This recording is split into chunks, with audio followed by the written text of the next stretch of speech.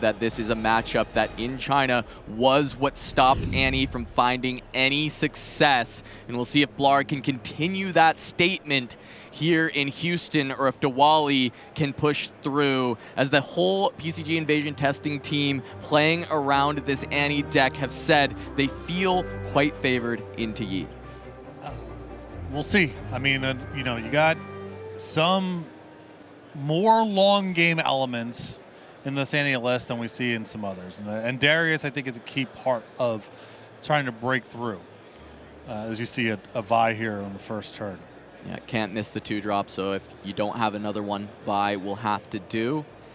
And we do have ramp for Blarg. You know, you mentioned all the different versions, having that first copy be the best copy, and going second, there's no better than find your center. Going first, mobilize. Then on your Obelisk game, Catalyst of Aeons. So all the different ways to get the ramp going.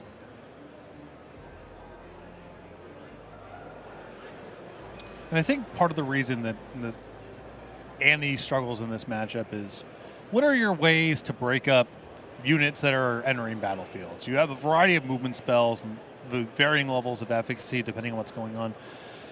But a lot of it has to do with the removal that you find in Fury. Voidseeker, Falling Star, those are some, you know, best-in-class removal spells. And if you look at a deck like Kaisa, for example, a lot of their units are right in the crosshairs of that kind of stuff. You trade profitably with their stuff quite frequently. Once you're talking about something like Master Yi that goes so far over the top, those Fury removal spells are so much less effective against big units than they are against the stuff in the middle that Kaisa, for example, presents. Yeah, now Blarg, yet another turn of ramp, another find your center. Going from 6 runes to 7 here, we'll get up to that magic number 9 in the next turn. Normally that number exciting for the Aurora, but this is not an Aurora version. This is just the ramp Yi trying to get up to start playing Dead Blooms, but having some action to follow it, and Blarg is going to have that ready for the 3rd turn.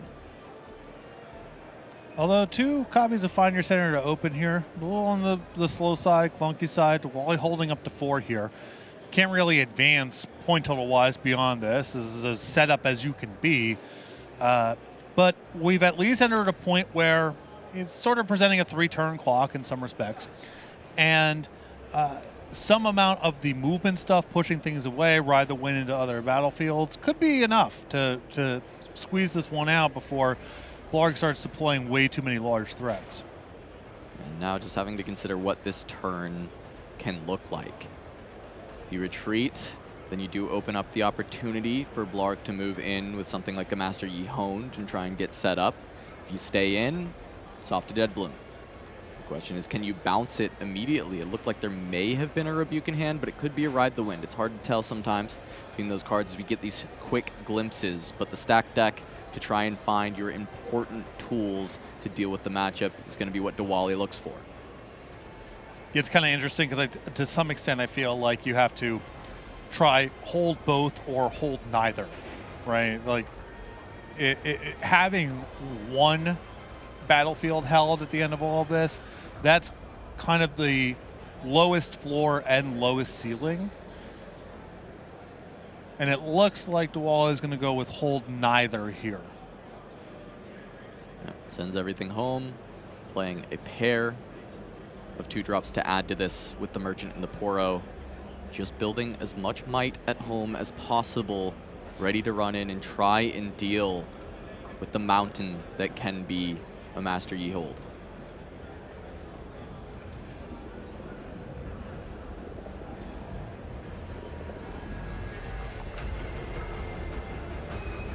Aspirant's climb to answer the Zon Warren's game has been the MO for Blarg so far in this tournament, knowing that, yes, Annie shows strength on this battlefield, but I have Aspirants to respond to make this game go long enough that I can make up for that accrued value of the extra cycling. It's Mountain Drakes, also main deck for Blarg, without Aurora being seen in this deck at any point. Just valuing that is might total. That's some honest work right there. 9, 10, flavor text. We've seen Switchboard Master Yis before, where they take out all the 2s and put in the Auroras, but at least in the games we've watched of Blarg against these Annies, that has not been the case, which makes sense. Aurora not being a strategy that's always profitable into Annie, with it being so fast. And so there is maybe a world that that's where these Mountain Drakes are from, but if not, that is just that vanilla 9 for 10 that Blarg is valuing those stats. That's so much respect, you know?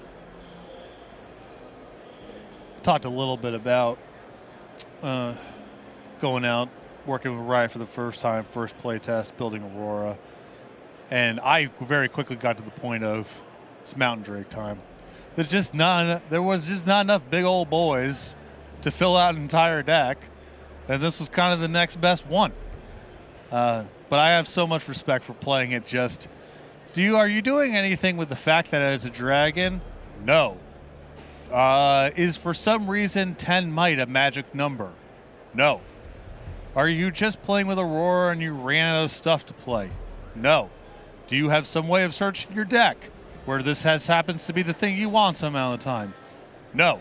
What you see is what you get, and this is in the finals. Just a big old guy. Just. What do you mean? What do you mean? What's my deal? What's your deal?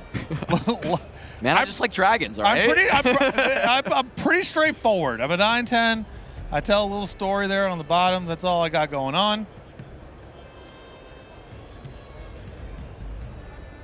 And the flavor text is apt. It says, after centuries of researchers trying to understand dragons, the one thing that they understand is to run. After centuries of trying to understand why you'd want a vanilla 10 There's nothing to say. There's nothing to worry about. Yeah. You don't need, It's self-explanatory. You see the 10 in the upper right-hand corner. You look on the left-hand side with the cost. There's no power cost in it. That's all you need to know. All right, Darius Cleave. That's 10. That is also 10. That's a number we like to talk about sometimes, is there's 8 there for the Tasty Fae folk. Looking like a tasty snack for Darius. Maybe that's where the bite came through. Got a little hungry. 2 runes still up, though, for Blarg, so there is action potentially available. 10 on 8, Discipline or On Guard on the table.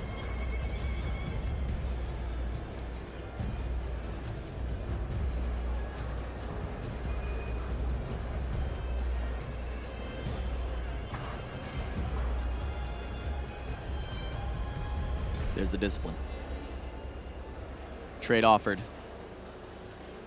Dhawally's going to let it go. More ramp for Blarg.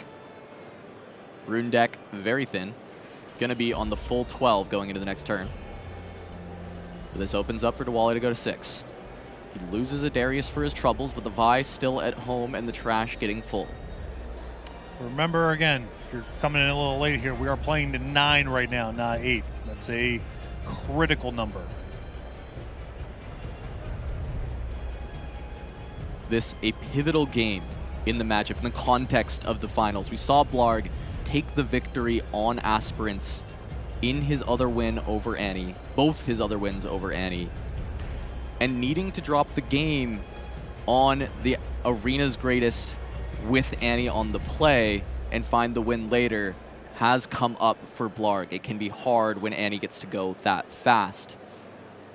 This is the opportunity for Dhawally to find the games over Blarg, is to get the win on Warrens when Aspirants is there for this Yi deck. Yeah, being able to get the Aspirants game is a huge, huge swing. I have to imagine of the 3 games, this is the one with Dhawally at the greatest deficit, just in terms of the quality of the battlefields. And Deadbloom has been deployed. Blarg having so many runes to work with. Deadbloom with 4 up for something like a Primal Strength even, if you try and go as tall as possible. Defy, Discipline, everything available to Blarg, all the tricks. Up to 7 on the hold. You don't have to flinch yet. This can be a full development turn for Dhawally, and look to try and go for the double conquer to follow. But just still be playing into that uphill battle of the Yi deck with 12 runes.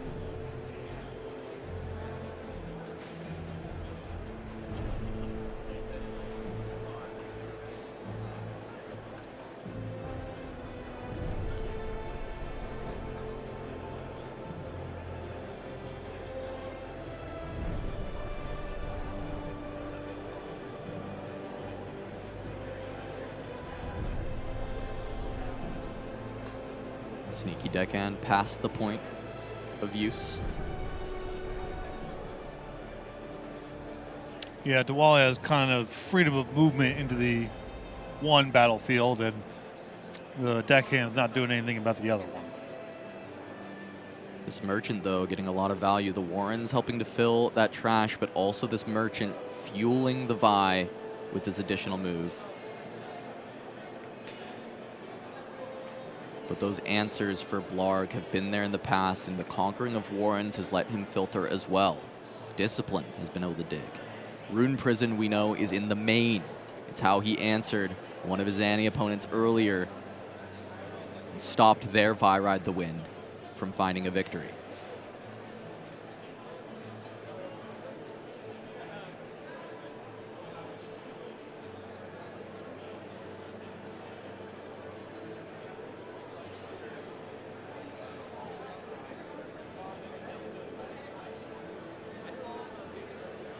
Rebuke in hand, the one of tool that goes up to 3 post board that helps this deck with this Yi matchup, but the one main can find so much value.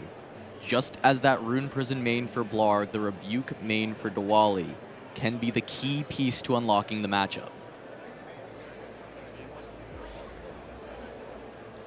But again, you would prefer to avoid using the Rebuke until it is actually lethal, because it is kind of the trump card to almost any defensive measure that Blarg can set up in game number 1. But the other side of that is, remember that you still have Annie as your champion here, and so there is some incentive to play it just in a spot that's good to open up the possibility of Annie pick up the Rebuke and play it again, even if you don't end up actually doing it. So there is sort of a push-pull here with the incentives. It's nice to hold it, but there is also something to be said for letting it go and having the option to get it back later. Yeah, is there a worry of Sabotage main board is maybe the other question. Yes. There's a Sabotage main. It's better to play it on the Dead Bloom here and then be able to grab it again from the Annie Stubborn on the next turn, since you're not populating the battlefields anyway. Right. Dead Bloom can't be played in immediately. But double Rebuke to respond into Blarg's next turn to go for the double conquer might be what's on the table. And if there's no main wind wall, there's no main way to interact with the Rebuke, then that just all but guarantees the win into a calm body deck that does not have direct removal spells as these units on the back row from Dhawally push in. So I'm to see here, I mean, this is the magic number of runes needed is 10. 10 gets you to Rebuke Annie Rebuke. It looks like that is the exact number of runes that we're sitting on for Dhawally.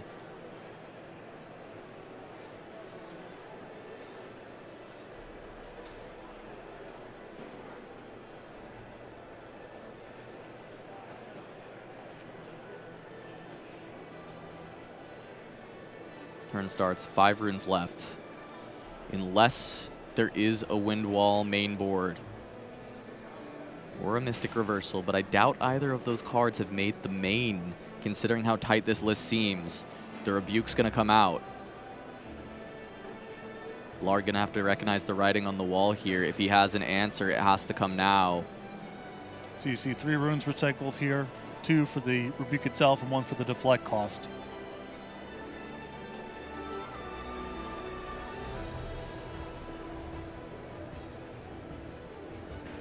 One energy floated during that deflect. Dead Bloom's been bounced.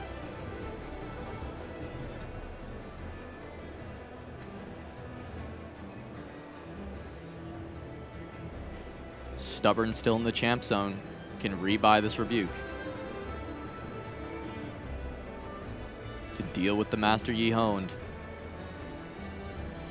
Don't even have to bother with combat, with recycling these cards for Vi. Just the Rebuke back to hand, score up to 9, and the Aspirants game. The big hill to climb for Dhawally to set up an advantage in this series would be his. And with it going through on the Dead Bloom, I have to think that there's likely not something like the wind wall there. Trying to think of the use of waiting on casting an ability like that. I suppose you do force Dhawally to commit the Stubborn now in advance. Yeah, I mean, it's possible that what you would want to do is pick up the Rebuke with the Annie, and then make an attack that goes over the top of the Yi anyway. So it's putting the burden on Blarg to have two things in a spot where, you know, circumstantial evidence suggests that's not the case, or else we would have probably seen a fight over the first Rebuke.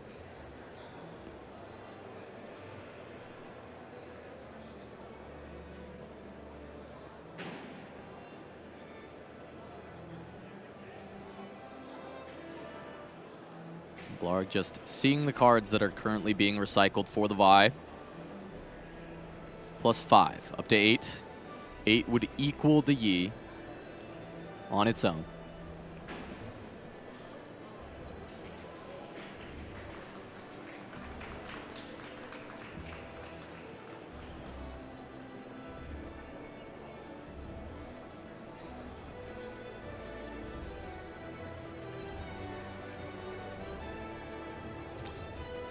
Curious. I mean, my starting point would just be to at least present +1 against the Yi.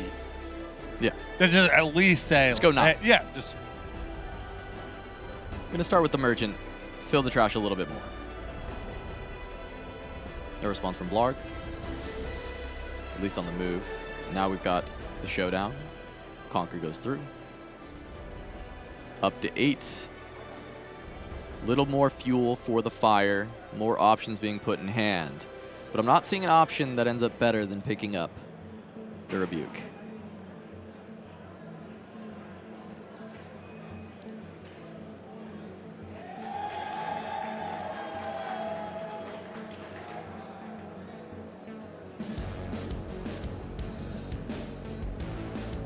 Two more, potentially just going to Vi.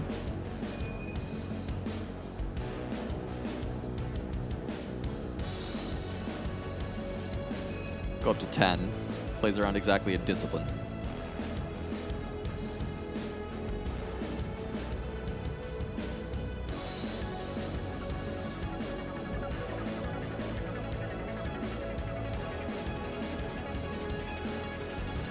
Just solving the puzzle, because at this point, all these runes available, I feel like there's a bunch of different ways that you can get to the same result in this game, but a victory on Aspirants is such a boon for the Annihilist into Yi. I mean, I have to assume that there's just a, you know, Dhawally at this point has the resources to kind of play around every permutation of everything. So it's just a, you know, make sure that you do not make a mistake here when you have the ability to cover everything, most likely, should you, you know, take your time and map it out.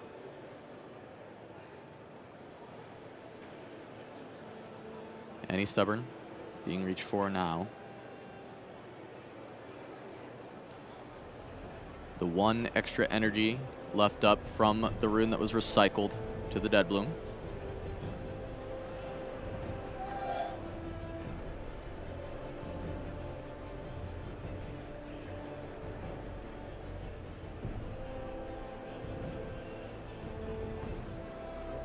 And it is going to be the Rebuke.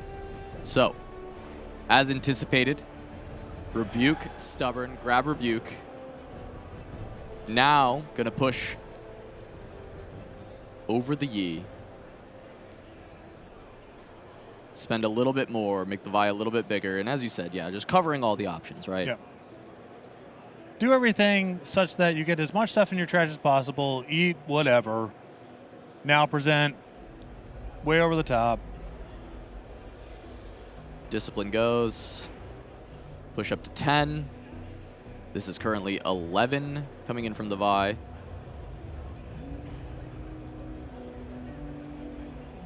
Just takes it. That's the game. Yep. Dhawally up 1-0 over Blarg, winning on Aspirants where the other Annies failed against Blarg, which does mean that there will be an Arena's Greatest on the play available for Dhawally at some point in this series. that will be an advantageous spot to be in. But for this game 2, it is Dreaming Tree and Vile Maws, which I would say a bit more hostile with the Vile Maws existing, but maybe similarly to the Aspirants when it comes to the total value on these battlefields. It's interesting. You know, I think that a lot of players would have the intuition of, you know, why wouldn't Wally want to try to get up more of an edge going second? That's the harder game to win. And when you're in a spot where you just need to win 1 out of 2 games, and you know for sure one of them you're going to be going second, and the other one, should you get there, you're going first. You just want to create the most leverage possible where the game where you are the most advantaged in the first place. So willing to say, look, game 2 is going to be a struggle no matter what. Even if I do have Arena's Greatest, it's still not trivial. But that card going first, where I already have a substantial advantage, that's going to be very hard for you to beat. We're going to have a stack deck in the showdown as the Stalwart Poro moves into the Dreaming Tree. Oftentimes, Gust feels like something you want to find early into these Poros, but with Blarg having 4 runes up, it becomes a lot more difficult to get that Gust off because there can just be so many different ways to counter it out, whether it's Discipline, Defy, so many ways. But it is going to be the Gust anyway and say, Blarg, you must do something. And there will be a Discipline to try and counter it out. And it looks like that is going to be the draw for both. That will resolve Fizzle the Gust.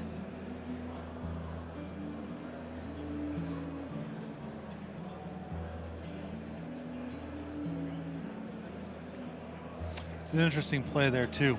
Very heads up from Dhawally.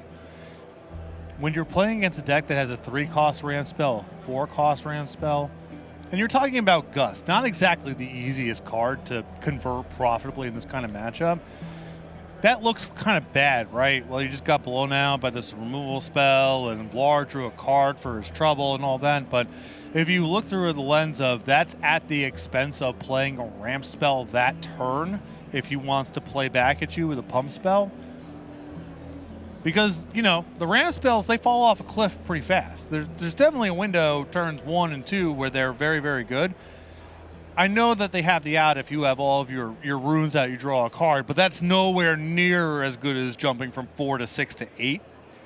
So that play on the surface might have looked bad from Dhawally, but I think in the context of the cards that Blarg can possibly have, it's one of those, if he's got it, it's actually not that bad. There's actually a possibility he wouldn't even play it anyway if he had one of his ramp spells. He might just say, okay, it's, you know, my these cards are time sensitive. I just have to play it. Yeah, just forcing the action, and we're just going to see Zhonya's Hourglasses deployed for Blarg, 1 on the last turn, 1 on this, and that's going to keep the Poro around, but generally wants to be saved for the Master Yi, the Dead Bloom later on. And this 5 at Dreaming Tree is going to be annoying for Dhawally to push through. But if he's got something like a Cleave or even just a Gust, this can be nice. Once again saying, Blarg, would you like to play your pump and tell me what you have? Simplify that game state once more. And a really powerful way of playing around the gear, too. It's a bit of a slog to try to just, you know, just keep attacking and things are getting recalled, whatever. But something like a bounce spell like Gust is really making those inefficient.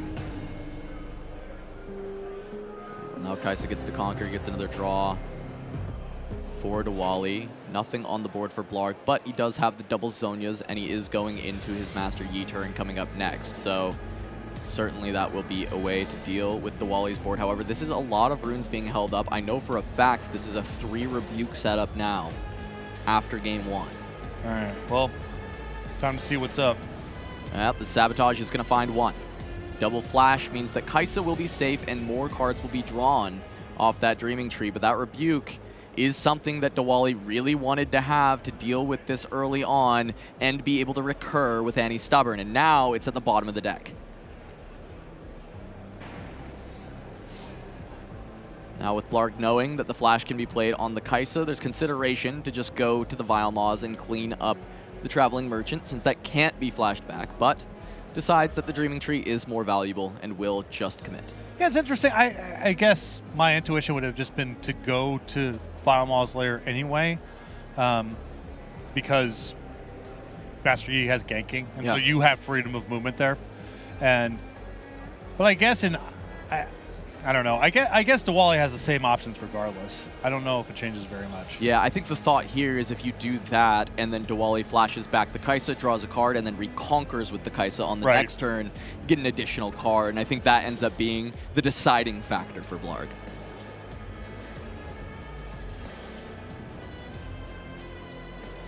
I mean, plenty of runes to work with for Dhawally, but a little bit low on resources, right? Had to trade out the flash for a new card. Sabotage brought him down to 2 cards. He did have the draw for the turn. So we are going to see a rebuke found, and that is game-changing. That's why there's 3 now in the deck. The additional 2 in the board. So important, and the big reason that this team, that Dhawally told me they feel favored in this matchup were these rebukes. Yeah, and between the Dreaming Tree and the Traveling Merchant, you do look at so many cards. Now, something to keep in mind here, you might say, okay, well, you just play Annie, pick it up, and whatever. Remember that Blarg has access to Sabotage. We saw that earlier. Sabotage can't do anything about Annie in the Champion Zone, can't do anything about the Rebuke in the trash. So Dhawally does not want to preemptively do anything that could lead to exposure to Sabotage. Just say, okay, it's here. It's a very powerful option that you have to play around, and you don't have any sort of disruption that can break it up. Now, Dhawally at 5, and we knew there's another flash. So this Kaisa can continue to get brought back every time that Blarg replays Master Yi to try and deal with this. And so while Dhawally isn't set up to win on the next turn from going from 6 to 8, he is at 5 now with a massive tempo advantage and has developed enough might on the board where now he can threaten from multiple axes of both the might level and the rebuke. And it's interesting, we talked about, Vile Maws through the context of, well, once the Annie player puts something there, it's stuck. Blarg might be having the same issue too. Like, obviously you want to break up this Traveling Merchant that's sitting there holding for a pointed turn, but anything that you commit there that doesn't have ganking is also stuck the same way, and you're so far behind the point race. Yeah, and it is just going to be a dead bloom, but that means Blarg is completely tapped out, so he's at the mercy of whatever Dhawally can piece together. Yes, all right, the Merchant gets to go bye-bye. The Flash is going to get cast to just bring back the Kaisa. This is just for those draws that we were talking about earlier. You get the draw from the Dreaming Tree now, and now when you go in with the Kaisa to conquer, you get another card to find all of the answers you could need to a Master Yi opponent that has no runes available to them.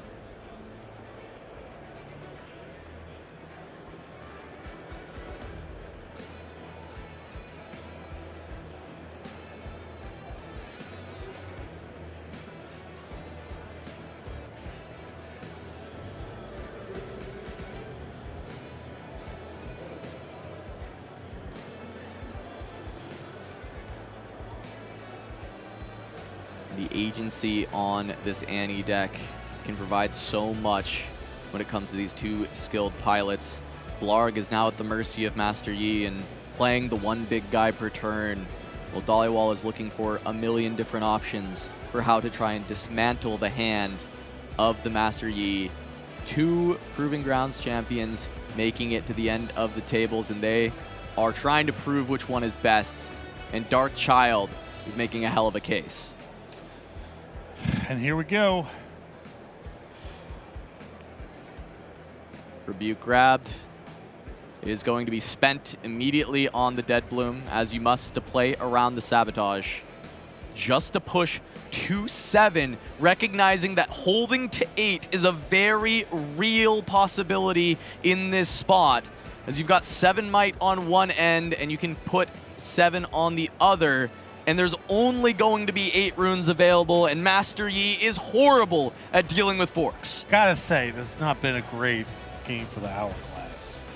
No. It is not. Real bad. Real bad. A lot of units going back to hand, not a lot of them dying in combat. See if we can break out 2, but this is not a spot that Yi plays well from. 8, 9 cards in hand, so many things just sent back.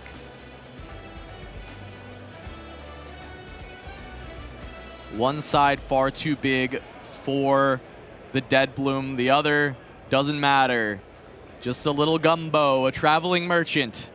There looking to hold the Vile Maw's lair. as Sean Dhawally, starting the game only mere weeks ago, learning this Annie deck that his team developed together and taking it the distance. Not only the best Annie, but the best in the tournament here at the Houston Regional Qualifier. I think Blark's going to do one last survey here and probably give this up. Yep. And there it is, your winner, your champion, Dhawally, here in Houston, taking down the first regional qualifier for Riftbound in the West. I mean, so much talk about this deck coming in as something of a counter to Kai'Sa. And I don't know if that's necessarily the matchup you're looking for in the finals, but the one copy of Rebuke in the main and then 2 more in the sideboard has showed a lot of respect for the matchup. The Rebuke was incredible. I think Dhawally did a very nice job of managing sort of the, am I trying to double hold pass through the turn, or am I pulling everything back to prevent an accelerate unit, a Master Yi from eating something for free? We didn't even get to the arena's greatest. We did not get that far. That's just a clean 2-0. Congratulations. Didn't even need it, as now we get to celebrate with our winner. We're gonna send it to the floor with Barrett and Sean Dhawally. I have the absolute honor of congratulating the first ever English regional qualifier champion, Dhawally. I present to you the Prestige Buccaneer Misfortune Prize Champion card. Dhawally, I have one big question to start things off. How do you feel in this exact moment? There can only ever be one first. It's actually insane. Like, I can't believe it's happening. Like, this is the biggest tournament I've won, and I just feel so amazing. I love the game. It's so good, and just couldn't be happier, man. To do it first is awesome, yeah. And you're incredibly good at it, as we've all just witnessed. Take it down entirely. I truly can't believe a legend that nobody else has been representing for a while. What did you do, and who can you thank? Anyone you would like to shout out for this achievement that you're taking right in this moment? I'd like to shout out Tarek specifically. He worked a lot on the Annie deck. I tested with a lot of people. I tested with like Nia, T, Michael Yazaker, like, you know, a lot of people that I played with to help me get here. I want to shout out my sponsor, like Invasion TCG and PCG. Like they, you know, I wouldn't be here without them being able to support me.